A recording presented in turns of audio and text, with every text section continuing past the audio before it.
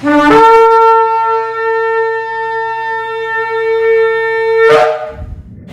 Shalom, está la congregación Beit Tefilá desde el sector Candelaria en Arecibo, en la carretera número 2. Y esta que le habla es la Roa y la doctora Maritza Rivera. Hoy venimos con la parashá número 51, la parashá Nitzavim. La parashá Nitzavim que comienza en el libro de Devarim, capítulo 29, versículo 10, hasta el capítulo 30 y versículo 20. Y un buen significado para Nitzavim es que estén de pies o están de pies delante del poderoso en este día. Entramos inmediatamente entonces, ¿verdad?, a la parashá, porque esta parashá nos va a estar hablando ya cuando van a cruzar al otro lado, que van a estar de pie delante del poderoso, y ahí le dan unas instrucciones que es de la vida, de la muerte. Si siguen la idolatría, lo que les va a suceder, van a ser esparcidos. Y nos habla, ¿verdad?, de que nosotros entonces tenemos que estar, no solamente aquellos, sino los que están hoy parados delante del poderoso, ya que estamos cerca a las fiestas de Rosh Hashanah, donde dice, ¿verdad?, que nosotros entonces también en este tiempo vamos a estar delante del poderoso, de pies delante de él. En el versículo 29, capítulo 29, versículo 10 dice: hoy ustedes están parados, todos ustedes, delante de Yahweh su Elohim, sus cabezas de tribu, sus ancianos, sus oficiales, todos los hombres de Israel. Este pasuco, este versículo en cuestión nos pone en presencia del acto de renovación del pacto ante el Creador, convocando una vez más ¿por quién? Por Moshe. Entonces dice: ustedes están parados hoy. O sea que a través de esta frase podemos constatar el énfasis que hace Moshe al hecho de encontrarse en esta postura ante el Creador, lo que bien podía referirse al hecho de que estuviesen frente al arca del pacto, o podía aludir a que por medio de esta postura física estaban reconociendo que se encontraban ante el poderoso y único ser a quien nadie podía engañar. Esta renovación también era inclusiva. El llamado fue ¿para quién? Para todos los que habían salido de Misrayim, y aún para los que no habían nacido dentro del pueblo de Israel, como está escrito en Shemot, Éxodo, capítulo 12 y versículo 38, donde dice: subió también con ellos una multitud mixta. O sea que esta multitud mixta de otras nacionalidades habían abandonado su condición impía por la sujeción a la Torá de Yahweh. Entonces este mensaje inclusivo fue el mismo que proclamó Yahshua en reiteradas ocasiones. ¿Qué enseñó él? Él enseñó en Matitiyahu capítulo 7 y versículo 8: porque todo el que pide recibe, el que busca halla, y al que llama se le abrirá. Además dijo en Matitiyahu 12:50: porque cualquiera que hace la voluntad de mi Padre que está en el Shamayim, ese es mi hermano, mi hermana y mi madre. O sea, lo cual está en concordancia con Yohanan capítulo 6:45, que dice: está escrito en los profetas, y todos recibirán enseñanza de Yahweh, así que todo el que oye y aprende del Padre viene a mí. O sea que por lo que se concluye que los conversos de las naciones que han entrado en el pacto deben ser tratados de la misma manera que los israelitas nativos, porque hay una misma Torá y hay un mismo soberano para todo el mundo. En el versículo 11 de ese mismo capítulo 29 dice: sus hijos, sus esposas, aún el extranjero dentro de su campamento, desde el leñador hasta el aguador. La aseveración que realiza Moshe al hecho de que también se encontrase en este momento los que él define como pequeños, podría referirse a que este grupo estaba compuesto por menores de edad que por su condición no podían establecer pacto con el Creador, pero que sí eran contados como partícipes de este evento magno. Y a su vez podríamos reconocer en este caso la intención de Moshe de recordarle a los adultos que esos pequeños que se encontraban entre ellos eran su responsabilidad, no solamente económica, sino ante el bien espiritual, pues se debe enseñarle a obedecer la Torá. Entonces esto nos enseña además que incluso los niños pequeños, a pesar de su corta edad, por el sencillo hecho de estar presente ante Yahweh, fueron incluidos bajo la cobertura espiritual que trae consigo el mandamiento. Y a esto se refirió Yahshua cuando él expresó en el libro de Matitiyahu capítulo 19: Y versículo 14, de modo que Yeshua dijo, dejen que los niños vengan a mí, no se lo impidan, porque el reino de Yahweh es de quienes son como ellos. Debemos de ser como los niños para poder nosotros, ¿qué? Obtener el reino de los Shamaim, el reino de los cielos.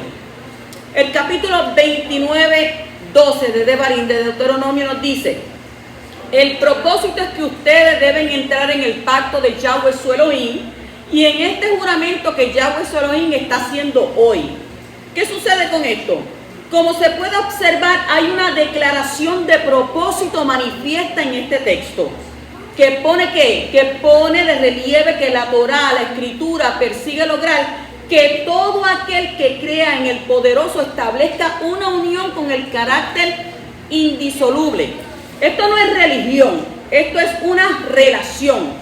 O sea que anulando así la libertad que poseía el individuo sin Torá de buscar un nuevo Elohim, un nuevo Dios y una nueva nación.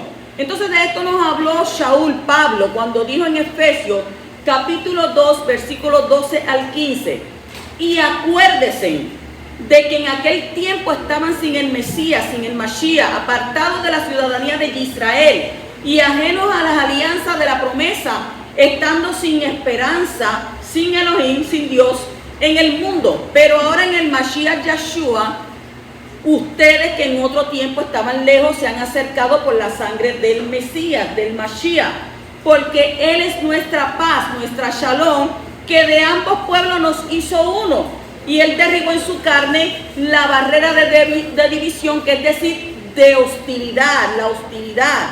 Y Él hizo esto para crear en sí mismo de los dos hombres un solo hombre nuevo, haciendo así que la shalom, haciendo la paz.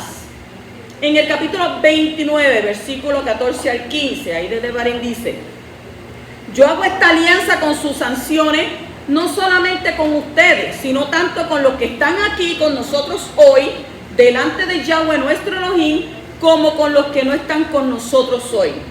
Yeshua, Jesús, para los que ¿verdad? Le dicen Jesús, Yeshua, emplea un discurso muy similar al que observamos aquí, que perpetúa la visión de alcance misionero y generacional del mensaje de salvación y consagración por medio de una vida bajo el pacto con Abba, con Yahweh, nuestro Creador.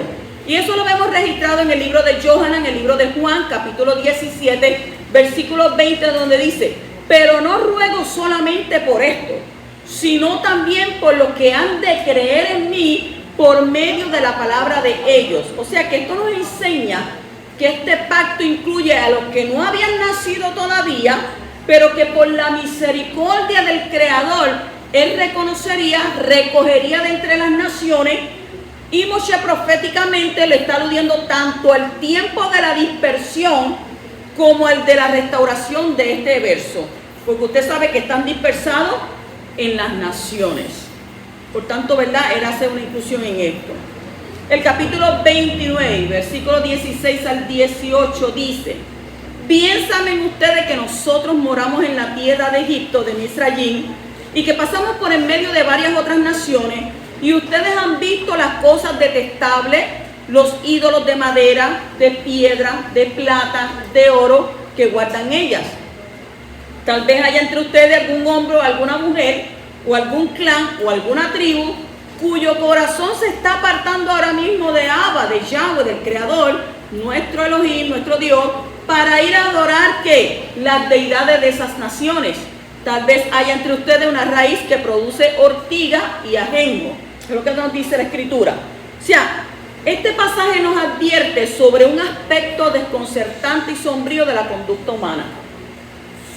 La misma es el resultado de haber experimentado la convivencia con naciones donde predomina lo detestable y vacío de la vida como resultado de la idolatría. Por lo tanto, que la advertencia aquí en ningún modo se lanzase que nadie se lanzase tras la tentación de experimentar con las filosofías y con estilos de vida de los idólatras. Tenemos un manual de instrucciones.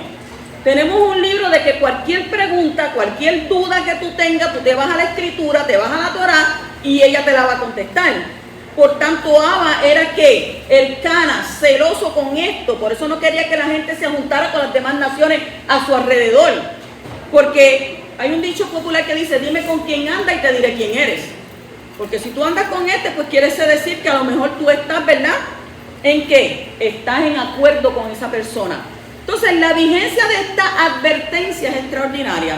¿Por qué? Porque a pesar de que la sociedad ha perfeccionado sus códigos legales para determinar qué es lo correcto y qué es incorrecto, aún así se maquinan complejas tramas racionalizándolas o hacen racionalizadoras para legitimar ¿qué? Para dejar que el mal, no, eso está mal. Por eso dice la Escritura que en estos tiempos a lo bueno le llaman malo y a lo malo le llaman bueno.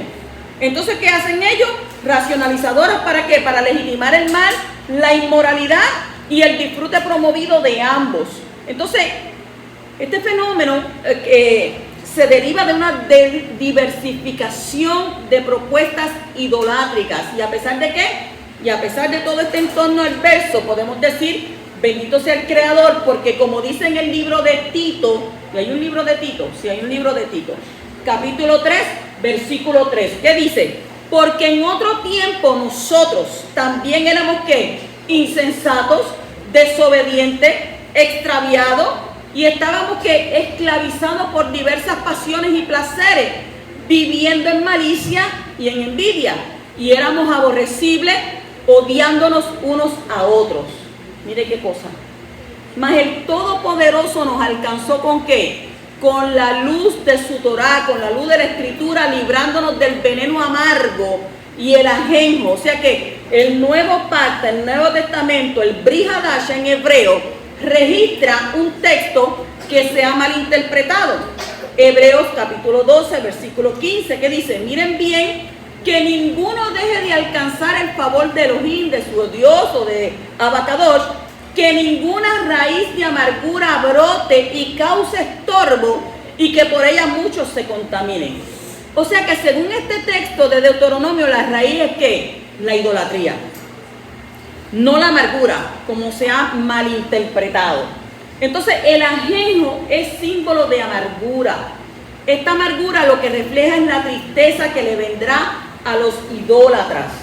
Entonces, amargura en Hebreos capítulo 12, 15, que viene del Strong 4088, en hebreo es picría. Picría. Y picría habla de punzante, específicamente de veneno.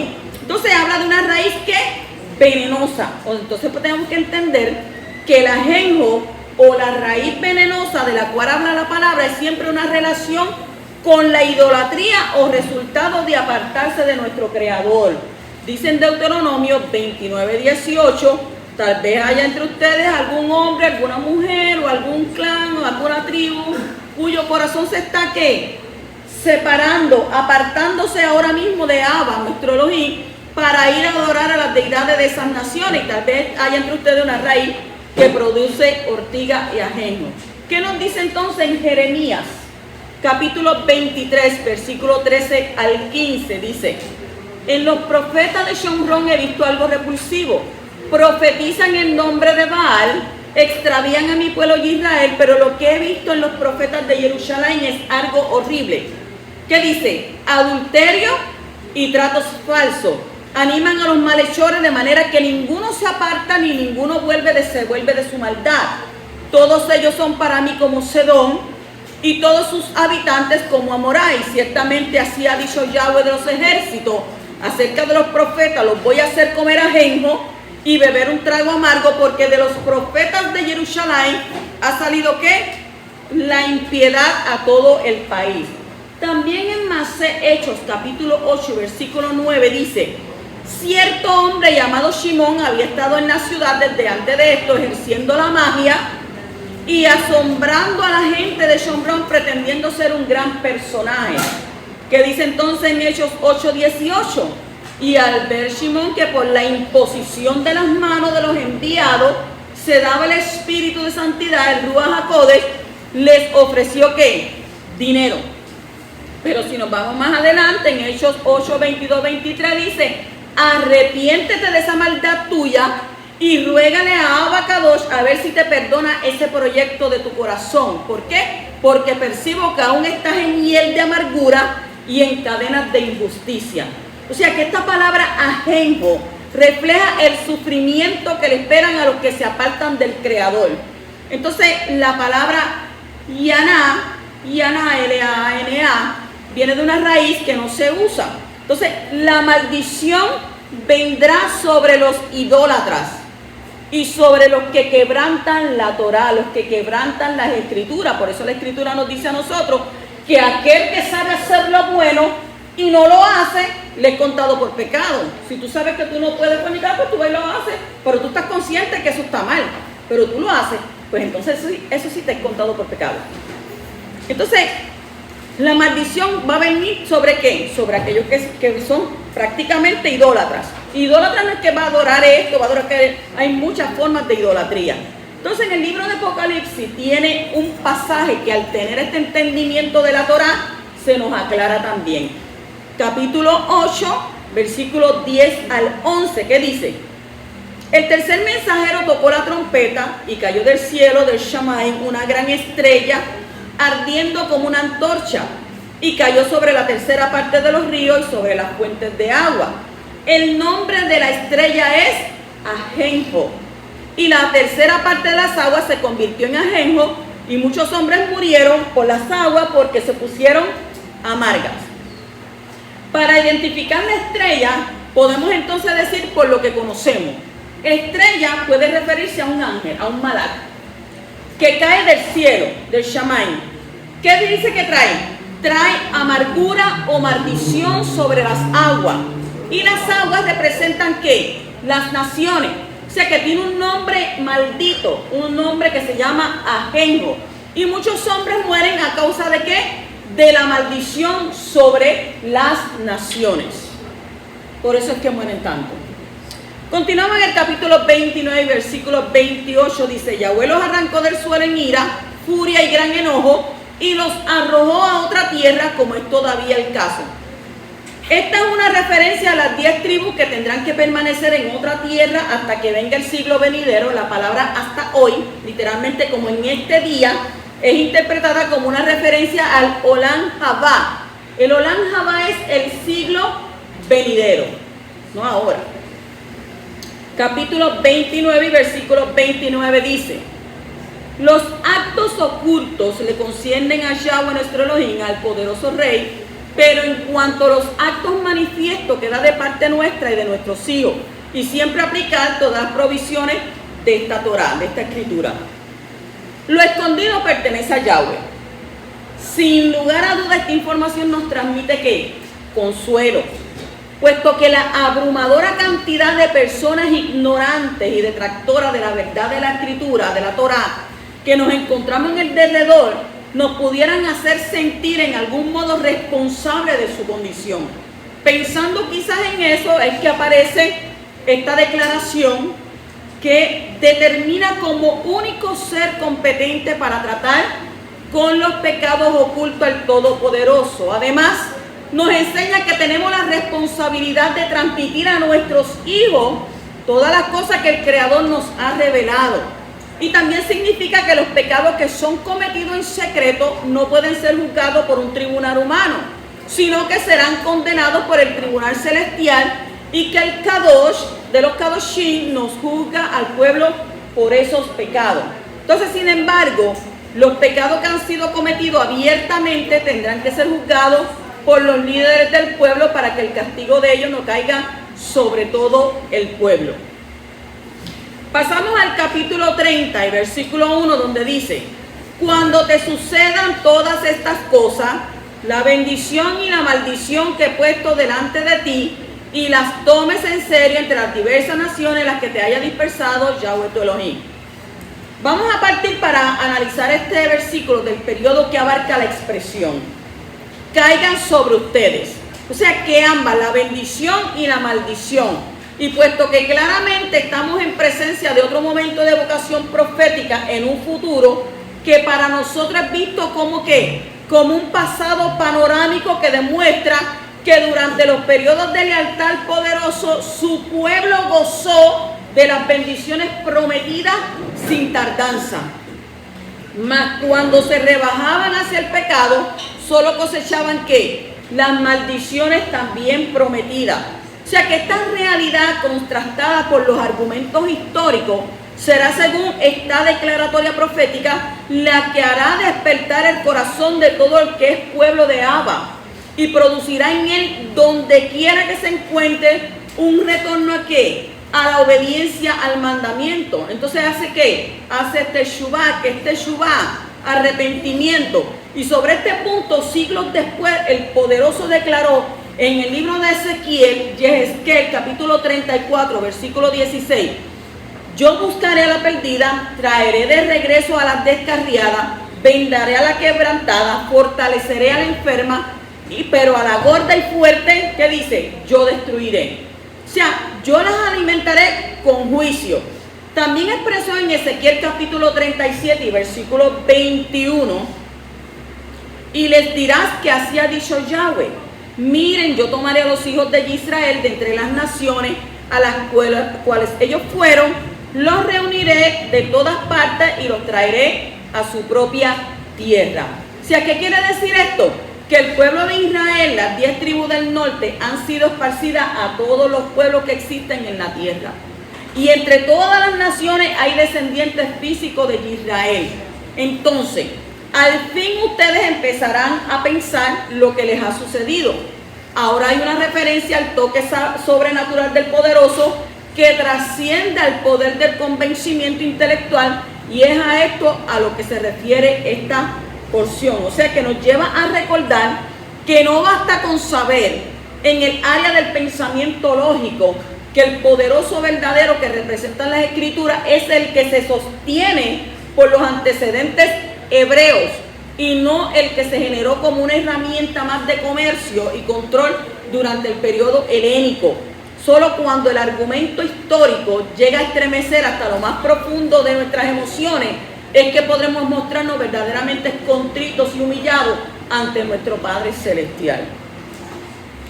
El capítulo 30 y versículo 2 dice: y cuando vuelvas a Yahweh tu Elohim y tú y tus hijos hagan caso a sus mandamientos con todo su corazón y todo tu ser, tal como te los ordeno hoy. Israel disfrutó de las bendiciones menos de 1000 años. Entraron en Canaán alrededor del 1400 antes de Mashiach, y Babilonia conquistó a Israel alrededor del 587 antes del Mashiach o antes de la era común. Además, muchas veces durante este periodo, Israel desobedeció al poderoso y fue castigado. O sea, volver a Abba es algo que hoy en día no se entiende bien, porque se ha colocado el arrepentimiento en un nivel emocional, donde volver a Yahweh, a nuestro Padre, es cumplir con algunos parámetros morales que el mundo puede ver como mal para lo que es la iglesia, como fumar, adulterar, fornicar, robar, maltratar a la mujer y algunos parecidos. Pero fuera de esto, parece que no hay más mandamientos. Pero si los hay, el nuevo pacto trajo los dos cambios y fueron sustituidos. O sea que el Coanín, el sacerdote levítico, por el de Melquisedec, y los sacrificios por el sacrificio perfecto de nuestro Mashiach Yeshua, y los otros mandamientos, según aplique para nosotros, debemos ¿qué? Guardarlo. O sea que volver al poderoso, según este pasaje y la Torá, nuestra guía de fe y práctica, es regresar a los shub. ¿Qué son los shub? Los shub son los mandamientos. Entonces, volverse o arrepentirse, dice, si arrepentirse es volver, significa que hay un estilo de vida que dejamos y debemos regresar. Significa que el camino y las buenas obras ya están diseñadas y no hay que inventárselas. ¿Qué nos dice el libro de Efesios? En Efesios capítulo 2, versículo 10 dice: porque somos Eshura de Elohim, creados en el Mesías Yeshua para hacer las buenas obras que Yahweh preparó de antemano para que anduviésemos en ellas. Capítulo 30, 3 al 4 dice: entonces Yahweh tu Elohim restaurará su exilio, volverá a recibirte en Ahabá, en amor, los recogerá otra vez de todos los pueblos donde Yahweh su Elohim los ha dispersado, y aun si tus esparcidos estuvieran en los confines del mundo, de allá te recogerá el poderoso tu Elohim, de allá te traerá. Una vez que el pueblo de Yahweh se arrepiente totalmente de sus pecados, no habrá barrera que se interponga en la misericordia del Creador y su pueblo.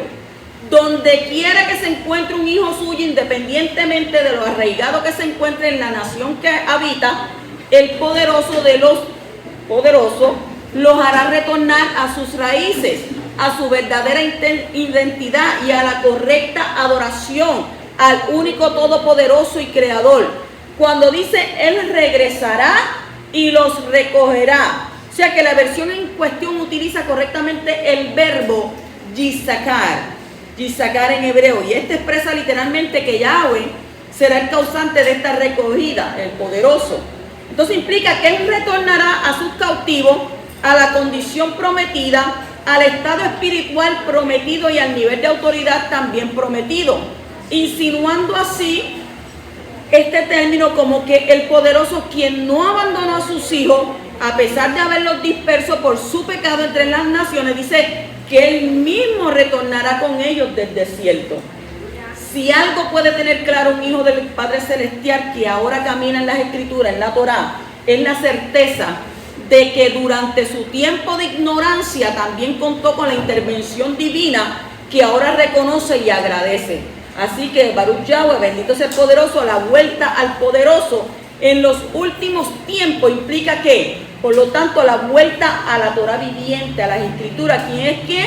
Yahshua Mashiach, según lo expusiera Shaul, Pablo, en el libro de Romanos, capítulo 10, versículo 8 al 10.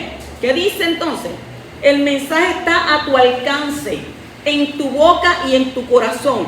Y este es el mensaje de fe que predicamos, que si confiesas con tu boca que Yahshua es el Mashiach y si crees en tu corazón que el poderoso lo levantó de entre los muertos, te salvarás.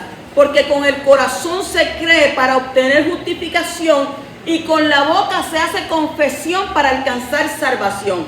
También en Hebreos capítulo 2, versículo 1 al 3 nos dice, por lo tanto, es necesario que con más diligencia prestemos atención a las cosas que hemos oído, no sea que nos desviemos. Pues si la palabra dictada por medio de los mensajeros fue firme y toda transgresión y desobediencia recibió justo castigo, ¿cómo escaparemos nosotros si descuidamos una salvación tan grande? Y esta salvación que al principio fue anunciada por el Mashiach, por el Maestro, se nos confirmó por medio de los que oyeron. O sea que cuando esto suceda, entonces el Todopoderoso va a hacer un milagro. ¿Nos va a qué? Nos llevará a todos a la tierra que fue prometida, a la descendencia de Abraham, Isaac e Israel o Jacob, incluso a los convertidos por el Mesías de entre los gentiles, que no nacieron como descendientes físicos de Abraham, como está escrito en el libro de Gálatas, capítulo 3, el versículo 7 y el versículo 29, que dice, los que son de fe, estos son hijos de Abraham. Y si soy del Mashiach, del Mesías, entonces soy descendencia de Abraham, herederos, ¿según qué? Según la promesa. En el 35 dice, y Yahweh tu Elohim te traerá a la tierra que poseyeron tus padres, y tú la poseerás, y te hará más próspero y más numeroso que tus padres. O sea, estamos en presencia de un claro anuncio de que la esplendor postrera, otros dirían la gloria postrera, será mayor que la primera. Y esta se manifestará también en un elevado número de creyentes habitando la tierra donde Abba Kadosh puso su nombre. Y será además el momento en el que al fin su pueblo ocupará toda la tierra prometida según las dimensiones escriturales, según las dimensiones bíblicas. El capítulo 36 de Devarim, de Deuteronomio, también nos dice, entonces Yahweh tu Elohim, el poderoso, abrirá tu corazón y el corazón de tu linaje para que ames a Yahweh tu Elohim con todo tu corazón y todo tu ser para que vivas. Este eufemismo aparece también en el libro de Deuteronomio 10:16, que aunque referido a nosotros como los agentes causales del acto de circuncidar el corazón, o como otros analistas expresan, responsables de abrir el atasco de nuestro corazón, mientras que a diferencia de este versaje en cuestión plantea que para este entonces será el Abba, el poderoso, el Padre, quien ejecutará esta acción en su pueblo y su descendencia con el fin de que vivamos una vida de amor sin límites hacia Él. Entonces, la Biblia Kadosh, que todo el mundo, los que muchos saben de aquí, ¿verdad? Que tú la puedes bajar por el app, La Biblia Kadosh traduce este versículo así: entonces Yahweh tu Elohim circuncidará tus corazones y los corazones de tus hijos, para que ames a Yahweh tu Elohim con todo tu corazón y todo su ser, y así vivirás. O sea que es interesante, como para sorpresa de muchos que no leen el antiguo pacto o el Tanakh, todo lo que se cumple en el nuevo pacto, en el Brit Hadasha, que tiene su ¿qué? Su promesa en el antiguo. Entonces vamos a ver dónde se ve el cumplimiento de esta promesa. Romanos capítulo 2, versículos 28 al 29, que nos dice: porque Yahudita no es el que lo es exteriormente, ni la circuncisión es la visible en el cuerpo. Más bien Yahudita es el que lo es por dentro, y la circuncisión es la del corazón en espíritu y no literal. O sea, la alabanza del tal no proviene de los hombres, sino de Elohim. Entonces este verso no anula la circuncisión de la carne, sino que dice que esta carece de valor si la del corazón, que es la que nos hace parte del pueblo de nuestro Elohim. ¿De qué vale que te haga una circuncisión en la carne, pero tu corazón todavía no está circuncidado? ¿Qué nos dice Devarim, Deuteronomio 16? Por lo tanto, si circunciden el prepucio de su corazón y no sean más de dura cerviz. ¿Por qué? Porque nos llama a nosotros a cumplir los mandamientos. Todo lo que tú hagas en tu cuerpo, lo puedes hacer en tu cuerpo, pero entonces, ¿estás obedeciendo? ¿Estás cumpliendo? Si no estás cumpliendo y no estás obedeciendo, pues entonces tenemos un grave problema. Capítulo 30 y versículo 7 dice: Yahweh tu Elohim infligirá todas esas maldiciones sobre los enemigos que te persiguieron. ¿A qué se refiere esto? Se refiere al momento del regreso del Mashiach Yeshua por segunda vez, cuando serán destruidos todos los ejércitos que hayan hecho guerra contra Jerusalén. ¿Dónde dice eso? Zacarías capítulo 14. Y de esto habló la escritura en Hebreos capítulo 10, versículos 12 y 13. Pero él, ¿quién es él? Yeshua, Jesús, habiendo ofrecido para siempre un solo sacrificio por los pecados, se sentó a la mano derecha de su Padre desde entonces para esperar a que todos sus enemigos sean puestos, ¿por qué? Por estrado para sus pies. Sea el poderoso bendito. El 38 al 9, capítulo 30 de Deuteronomio 8 al 9. Tú, sin embargo, volverás a hacerle caso a Yahweh y a obedecer todos sus mandamientos que te ordeno hoy. Y Yahweh tu Elohim te concederá abundante prosperidad en todas tus empresas, en el fruto de tu vientre, las crías de tu ganado y el producto de tu suelo, porque Yahweh se deleitará otra vez en tu bienestar como se alegró en el de tus padres. ¿Cuál es el propósito de la Torah, de las Escrituras? Está mostrándonos el camino de abundancia que nos prometió Yeshua. Eso lo vemos en Mateo, Matitiyahu capítulo 6, versículo 31 al 33, que dice: por tanto, no se afanen diciendo qué comeremos o qué beberemos o con qué nos cubriremos, porque los gentiles buscan todas esas cosas, pero su Padre que está en el cielo sabe que ustedes tienen necesidad de todas estas cosas. Más bien busquen primeramente el reino de Elohim, el reino de Yahweh, el reino de nuestro Padre y su justicia, o más bien su salvación, y todas estas cosas serán ¿qué? Añadidas. Entonces, la justicia de un reino es su ley. En el libro de Juan, Yohanan, capítulo 10 dice: el ladrón no viene sino para ¿qué? Para robar, para matar y destruir. Yo he venido para que tengan vida y para que la tengan en abundancia. O sea, en un pasaje que habla sobre la ofrenda, se exhorta a los creyentes a ser dadivosos a través de la promesa, según 2 de Corintios, capítulo 8 y versículo 9. Dice: porque saben el favor que nos hizo nuestro maestro Yeshua el Mashiach, que siendo rico, por amor a ustedes se hizo pobre. ¿Para qué? Para que por su pobreza llegaran ustedes a ser ricos. La Escritura, la Torah, nunca tuvo el fin de salvarnos, sino de ¿qué? De enseñarnos el camino y agradable al poderoso y el mejor camino para nosotros. O sea, siempre encontramos la sentencia de parte del Creador: si obedeces, yo te bendeciré. Y cuando tú obedeces, por consiguiente, vas a recibir ¿qué? La salvación. Porque esto se trata todo el tiempo que leemos la Escritura, se trata de obediencia. Porque dice que es mejor la obediencia que los sacrificios. Y eso es lo único que nos pide el poderoso. Capítulo 30 y versículo 8 al 10 dice: Tú, sin embargo, volverás a hacerle caso a Yahweh y a obedecer todos sus mandamientos que te ordeno hoy. Y tu Abba, tu Padre, tu Elohim, te concederá abundante prosperidad en todas tus empresas, en el fruto de tu vientre, la cría de tu ganado y el producto de tu suelo, porque Yahweh se deleitará otra vez en tu bienestar, como se alegró en el de tus padres, ya que estarás haciéndole caso a Yahweh tu Elohim y guardando sus mandamientos y leyes que están registrados en este libro de la Torá, de la Escritura.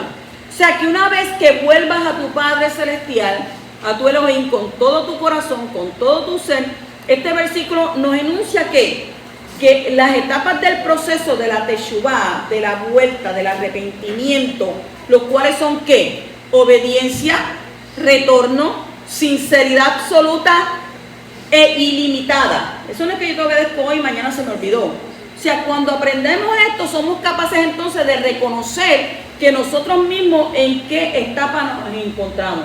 Entonces, ¿en qué etapa te encuentras tú? En la etapa de la obediencia, en la etapa de sinceridad, ¿en qué etapa de arrepentimiento? Tenemos que analizarnos. Capítulo 30, versículo 11 al 14 dice: seguramente esta Torá que te ordeno hoy, o esta escritura que te ordeno hoy, no es demasiado confusa para ti, ni está fuera de tu alcance, no está en el cielo para que diga: ¿y quién entre nosotros puede subir al cielo y conseguírnosla e impartírnosla para que la observemos? Ni está más allá del mar para que diga: ¿quién entre nosotros puede cruzar al otro lado del mar y conseguírnoslas e impartírnoslas para que la observemos?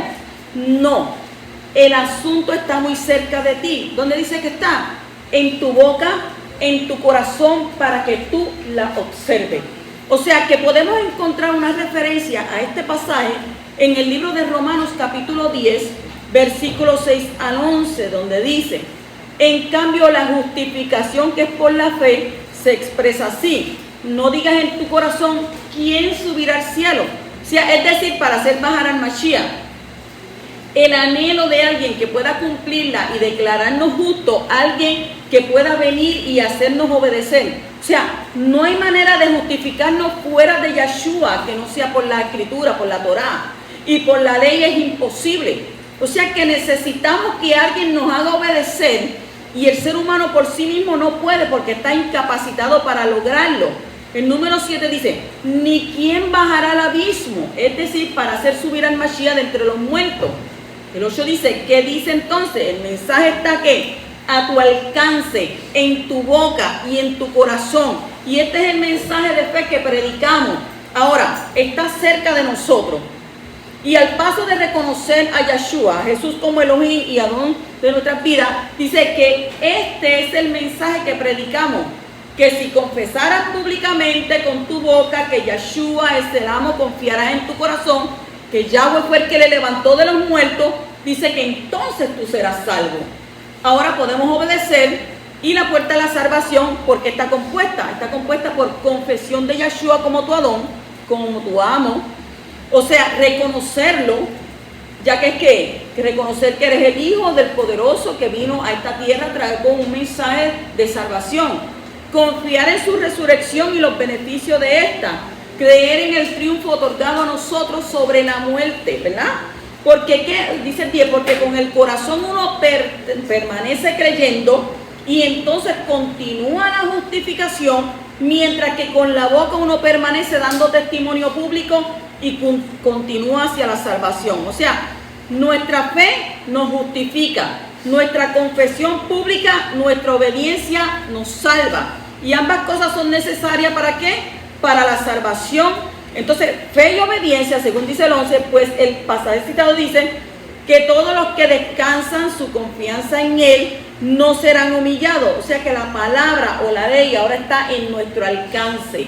Ahora Yeshua, Jesús, podemos obedecer. Entonces debemos recordar lo que escribió Shaul, Pablo, en Gálatas capítulo 2, versículo 16. Pero sabiendo que a ningún hombre se declara justo por obras legales, sino por medio de la fe en Yeshua el Mashiach, hemos creído nosotros también en el Mashiach Yeshua para que seamos declarados justos por la fe en el Mashiach y no por obras legales. Porque por obras legales a nadie se declara justo. O sea, solo por obras nadie es justificado. Se necesita emuná, fe y obra. Y también Santiago capítulo 2, versículo 14 al 17, que nos dice, hermanos míos, si alguno dice que tiene fe y no tiene obra, ¿de qué sirve? ¿Puede acaso su fe salvarlo? Si un hermano o una hermana están desnudos y les falta la comida diaria y alguno de ustedes les dice, vaya en shalom, vaya en paz y caliéntese y aliméntese bien, pero no les da lo necesario para el cuerpo, ¿de qué sirve? Así también la fe, si no tiene obra, está ¿qué? Muerta en sí misma. Y entonces nosotros, es lo que le estaba hablando de temprano, ¿verdad? Que si usted sabe de alguien que tiene una necesidad, pues usted va y le ayuda. Porque ¿de qué sirve que ustedes puedan decir, yo no digo tengo religión, yo digo tengo relación con mi Padre. Y al tú tener una relación con tu Padre, tú tienes misericordia de tu hermano, tienes misericordia de las personas. Y ahí tú vas y haces ¿qué? Haces tu obra. Y aquel que está allá arriba en los shamayim y dice, si algo hiciste por mis pequeñitos, a mí me lo hace. Y dice que él te va ¿qué? A bendecir doblemente. Capítulo 30 y versículo 15 nos dice, mira, yo pongo hoy delante de ti la vida y la prosperidad, la muerte y la adversidad. Aquí vemos como Moisés vuelve a prevenir al pueblo de que están en presencia de dos sendas, quedando en sus manos y en su poder el encaminarse por la que escojan. La Torah dice, el camino que el hombre escoge, por ahí lo guían, por ahí lo llevan. O sea, que no hay impedimento, ni obstáculo, ni abajo, ni arriba. También vuelve a poner como testigo a los cielos y a la tierra como antes, en Devarim, en Deuteronomio 4:26 y 30:19.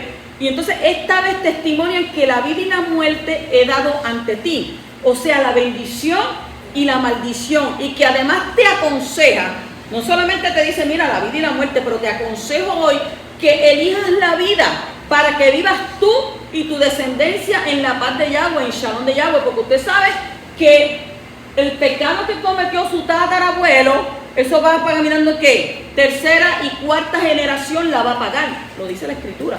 ¿Y la va a pagar con quién? Dice, con quien tú más amas. ¿Quiénes son? Los hijos, ¿verdad?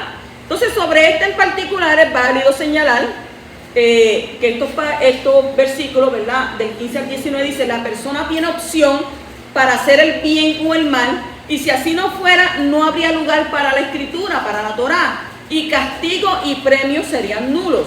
O sea, que optemos por elegir a Mashiach, a Yeshua, para así encauzarnos en el mandamiento que es para los obedientes, cuales fuentes seguras de bendición y prosperidad en todas las áreas de nuestra vida. Podemos, ¿verdad?, a su vez determinar que desde el momento en que el Poderoso pronunció esta declaración, el bien y el mal se convirtieron en la fuerza resultante del accionar, bendiciendo la Torá o desobedeciendo la Torá, la Escritura. O sea, provocando así que el bien y el mal estén determinados para estas dos actitudes. Tú lo haces bien, vas a ser bendecido. Tú lo haces mal, vas a ser maldecido. Entonces, tienes libre albedrío, porque Abba no fue un injusto, ¿verdad? Él te dio la oportunidad de tú escoger. Tú escoges, si quieres escoger la vida, tú escoges la vida. Pero si quieres escoger la muerte, tú escoges la muerte. Entonces, ahí nos dio aquí a nosotros a elegir. Entonces, por eso es que tú fuiste el que lo escogiste. Es como tú vas a ir a comprar algo. Ah, no, tú fuiste el que lo compraste. No fui yo. Pero yo te digo, haré esto para que te vaya bien, para que se te alarguen tus días.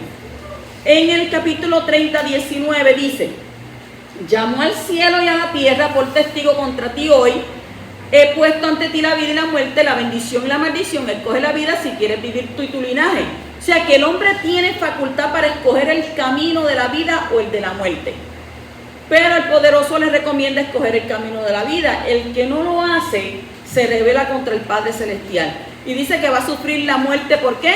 Por su rebelión. Y dice que como pecado de como idolatría, ¿verdad? Porque si usted se rebela es como si usted estuviera cometiendo idolatría, dice la Torá.